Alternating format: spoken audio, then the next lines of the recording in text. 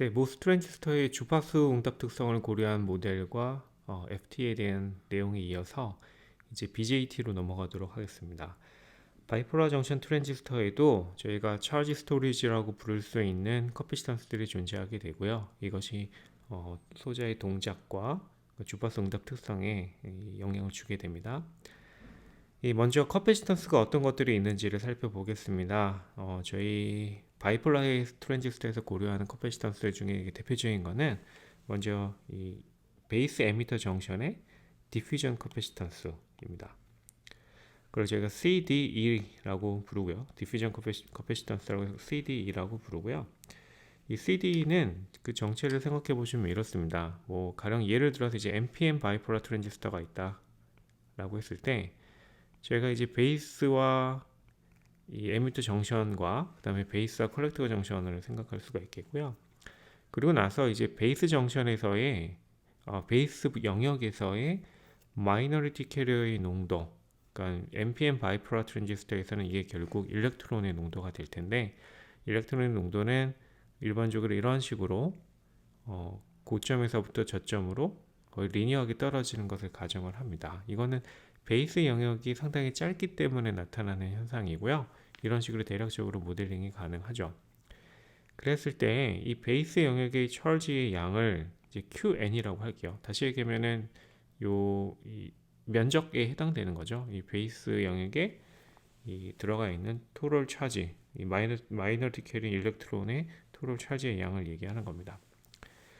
그러면 이제 그 QN을 설명하는 것들이 지금 보시면 앞에 이런 W 제곱의 2DN, 그 다음에 커런트가 곱해지는 것으로 표현을 하고 있고요. 그 다음에 이 앞에 항을 저희가 이제 타우 F라는 것으로 치환해서 표현을 하고 있어요. 이 부분은 어떻게 생각하시면 되냐면요. 지금 베이스 영역에 이 QN이라는 찰지가 있는 것으로 설명을 하고 있지만 사실은 실제로는 일렉트론이 넘어와서 일렉트론이 다시 이제 컬렉터 쪽으로 가는 게 바이폴라 트랜지스터에서 커런트가 실제로 흘러가는 것을 설명을 하는 거잖아요. 다시 말하면 이 QN이라는 찰지가 있지만 이 QN이 여기 있는 것은 항상 같은 찰지가 여기 머물러 있다는 얘기는 아니고요. 그냥 그 모스에서의 채널과 같이 일종의 동적 평행에 의해서 이런 QN이라는 찰지가 여기 남아있는 것처럼 보이는 겁니다. 일렉트론이 들어가서 넘어가고 이런 것들이 반복적으로 이루어지는 와중에 여기에 QN이라는 찰지가 있는 것처럼 보이게 된다. 이런 식의 마이너리티 캐리의 프로파일이 만들어집니다. 라고 얘기할 수 있습니다. 그럼 이때 어떤 일렉트론이 들어와서 이 베이스를 지나갈 때까지 지나가는 시간, 그것을 저희가 이제 베이스 트랜짓 타임이라고 부릅니다. 그 베이스 트랜짓 타임을 여기서 이제 타우 F라고 표현하고 있는데, 그러면 이 커런트와 타우 F, 그 다음에 QN의 관계는 이런 식으로 생각할 수 있어요. 지금 베이스에 머물러 있는 찰지는 QN이고, 이 베이스에 있는 이 찰지가 오른쪽으로 넘어가는 시간을 평균적으로 저희가 타우 F라고 얘기하는 겁니다. 그러면은 타우 F라는 시간 동안에 QN이라는 찰지가 넘어간다는 얘기잖아요. 따라서 QN을 타우 F로 나눈 게 결국에는 에미터에서 컬렉터로 넘어가는 이 컬렉터 쪽으로 넘어가는 커런트를 설명하고 있다라고 생각할 수 있습니다. 그래서 IC는 QN을 타우 F로 나눈 것이고요. 그럼 이 베이스 트랜짓 타임 타우 F로 그러면 어떤 것들이 결정하는지를 대략적으로 생각해 보시면, 물론 이 베이스의 위스가 짧으면 짧을수록 타우 F는 짧을 거라는 것을 생각할 수 있습니다. 그래서 여기 보시는 것처럼 이제 W에 대한 디펜던스를 여러분이 보고 계시고요. 그 다음에 이 DN은 뭐냐면 저희 디퓨전 코에피션트라고 얼마나 전자가 디퓨전이 잘 되는지, 얼마나 마이너리티 캐리어가 디퓨전이 잘 되는지를 설명하는 거예요. 여러분이 디바이스에서 이제 알고 계신 것 중에는 DN이라는 것은 이 KT over Q의 μN, 이 μN은 또 모빌리티였잖아요. 이 모빌리티와 디퓨전 코에피션트가 이런 상관관계가 있다는 것을 기억을 하시는 분도 계실 것 같고요. 이걸 저희가 아인슈타인 릴레이션십이라고 불렀었죠. 어쨌든 이 dn이 크면 클수록 전자가 잘 움직인다는 얘기니까 dn이 크면 클수록 타우 f가 작게 됩니다. 그래서 이제 dn과 타우 f에 대한 디펜던스를 이 정도 얘기하게 됩니다. 이 정도만 말씀드려도 사실은 좀 충분히 말씀드린 편인 것 같아요. 왜냐면 저희가 이 과목은 이제 회로에 대해서 그다음에 모델링이 된 결과를 가지고 회로를 분석하는 이 과목이기 때문에 디바이스에 대해서는 지나치게 깊이 있게 들어가지는 않겠고요. 이 정도만 개념적으로 생각하시고 이런 것들이 머릿속에 있으면은 뭐 전체적으로 뭐가 어떤 것이 증가할 때 어떤 것이 감소한다 뭐 이런 것들에 대한 감은 가지실 수 있을 것 같습니다. 전적으로 그냥 단적인 얘기로 이제 W가 줄어들면 타우 F가 당연히 짧아지겠구나 뭐 이런 것들에 대한 생각을 하실 수 있겠고요. 그리고 결국 이 커패시턴스라고 하는 거는 그럼 뭡니까? 커패시턴스는 다른 게 아니라 볼티지가 얼마만큼 바뀔 때 찰지가 얼마만큼 바뀌는지를 트래킹해서 여기 보시는 식처럼 이제 QN이 VB에 따라서 얼마만큼 변하는지를 표현하고 있는 게 커패시턴스잖아요. CD는 DQN over DVB.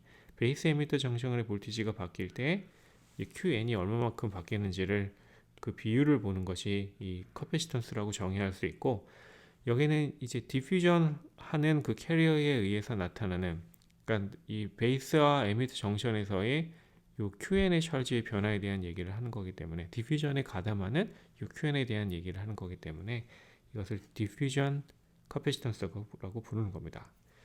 그리고 이제 저희가 아는 건 이거죠. QN에 대한 식을 알잖아요. QN이 타우 F와 IC의 곱으로 표현된다. 타우 F를 이제 약간의 비례상수, 그러니까 컨스턴트로 생각한다면 이제 이 QN을 VB로 미분한다는 것은 결국 IC를 VB로 미분한다는 것으로 귀결되고요. 그렇죠? 그러면 이제 좀 반가운 게 보입니다. 이거 DIC over DVBE 이게 뭐죠? 이게 GM의 정의죠. 그렇죠? 베이스 에미터 간의 볼티지가 변화할 때 컬렉터 커런트가 얼마만큼 변하는지 이게 GM의 정의였고, 얘를 이제 GM으로 표현할 수 있고, 또 우리가 알고 있는 거는 바이폴라 트랜지스터의 GM이라는 건 다름이 아니라 IC를 VT로 나눈 것이다 라고 표현할 수 있는 겁니다. 그래서 CD의 뭐 커런트에 대한 디펜던시 이런 것들을 보시게 돼요. 커런트가 커지면 커질수록 커패시턴스는 커진다. 디퓨전 커패시턴스는 커진다. 이런 것들을 보시게 됩니다. 이게 베이스 에미터 정션에 있는 커패시턴스를 얘기를 한 거고요. 그 중에서도 사실 하나의 컴포넌트를 얘기한 거고, 추가적으로 얘기할 것이 하나 더 있습니다. 말 그대로 베이스 에미터 정션이기 때문에 정션 커패시턴스가 존재를 하고요. 얘는 이제 우리가 일반적으로 정션 커패시턴스를 CJ로 표현하고 있기 때문에 에미터 쪽에 정션 커패시턴스입니다 라고 해서 CJE라고 표현을 합니다. 그리고 얘는 이 앞에서 우리가 이제 뭐 소스하고 바디, 그 다음에 드레인하고 바디의 정션 커패시턴스를 얘기할 때처럼 이제 바이어스 볼티지가 어떻게 걸려 있느냐에 따라서 그 정션에 대한 커패시턴스를 표현을 하죠. 근데 대개 이제 앞에서 이제 소스와 바디, 뭐 드레인과 바디 이런 쪽을 얘기할 때는 최소한 그 정션의 정션 양당 간의 정션에 이제 걸리는 볼티지가 0이거나 혹은 리버스 바이어스 정션이 되는 것을, 이 리버스 바이어스가 걸리는 것을 가정을 했었어요. 근데 이 바이폴라 트랜지스터에서 베이스 에미터 정션은 어떤 정션입니까? 일반적인 포워드 액티브 모드에서 베이스 에미터 정션은 리버스 바이어스가 아니라 이제 포워드 바이어스로 얘기를 하잖아요. 그래서 이런 리버스 바이어스 정션을 가정하고 만든 이런 커패시턴스와 이 바이어스 볼티지에 대한 식이 일반적으로 잘 적용이 되지는 않고요. 베이스 에미터 정션이 포워드 바이어스 돼 있을 때 그때 정션에서의 커패시턴스는 저희가 일반적으로 한 이 제로 바이어스 볼티지에서의 한 2배 정도로 저희가 어프록시메이션을 하게 됩니다. 이 정도 숫자를 이제 이 정도 표현을 기억해 놓으시면 좋을 것 같아요. 이게 베이스와 에미터 정션에 대한 얘기였고, 다시 말씀드리자면 CDE라는 디퓨전 커패시턴스와 CJE라는 정션 커패시턴스가 두 개가 다 존재한다. 이게 바이폴라 트랜지스터의 베이스와 에미터에서의 정션을 얘기하는 거고요. 거기서의 커패시턴스를 얘기하는 겁니다. 그 다음에 베이스와 컬렉터 간의 커패시턴스 존재합니다. 잘 아시고 계신 것처럼 마찬가지로 이제 NPN 바이폴라 트랜지스터를 놓고 얘기한다 그러면은 뭐 에미터, 베이스, N, P, N 이렇게 되게 되고, 이 도핑 농도를 얘기하면 여기가 상당히 하이 도핑을 얘기하고 여기 낮은 도핑, 여기 더 낮은 도핑을 얘기를 해요. 그래서 베이스 에미터 정션 간에 이 베이스와 컬렉터요. 베이스 컬렉터 간에 이제 여기는 리버스 바이어스가 걸리는 부분이잖아요. 리버스 바이어스가 걸리면은 디플레이션 영역이 형성되고 디플레이션 영역이 컬렉터 쪽으로 더 침투해서 들어가게 됩니다. 그래서 이 컬렉터와 베이스 간의 리버스 바이어스에 따라서 디플레이션 영역이 확장되는 것이 발생하고 거기에 의한 디플레이션 캡에 대한 모델을 이 왼쪽에 있는 식처럼 표현할 수 있겠고요. 한 가지 더 말씀드리고 싶은 거는 요 M이라는 게 이 도핑 프로파일, 이 정션이 어떤 식으로 만들어져 있는지, 정션의 도핑 프로파일에 어느 정도의 그레디언트를 갖고 있는지 이런 것들에 의해서 결정된다고 말씀드린 바 있습니다. 그래서 이 바이폴라 트랜지스터는 그 부분이 조금 더 특이하잖아요. 그렇죠? 이 말씀드린 것처럼 컬렉터 쪽이 상당히 낮은 도핑 컨센트레이션을 갖게 되고, 그러니까 에미터와 이 베이스 간의 이 정션을 보게 되면은 얘는 그래도 어브럽 정션에 가까워요. 왜냐면 M 플러스 자체가 이 에미터 쪽 M 플러스 자체가 사이 도핑이고 이 정션이 상당히 잘 디파인 되어 있기 때문에 이 부분은 얘의 도핑 농도가 워낙 낮고 얘도 낮은 편이기 때문에 이 중간에 일어나는 것들이 상당히 그래주얼하게 도핑 컨센트레이션이 바뀌는 것을 보게 됩니다. 그래서 이 M 팩터라고 하는 이 그레이딩 코에피션트라고 하는 것이 좀 작은 값을 갖게 됩니다. 0.2에서 0.5 사이를 갖는다. 요거 정도를 얘기할 수 있겠고요. 그래서 어쨌든 이 베이스와 에미터 간의 커패시턴스, 베이스와 컬렉터 간의 커패시턴스가 존재한다. 이 물리적인 원인은 뭐다 정도를 이제 어렴풋이라도 좀 아셨으면 좋겠고 이해하셨으면 좋겠고, 저희가 앞으로 해 나가는 과정들은 이거를 이용해서 이제 서킷을 분석을 하는 겁니다.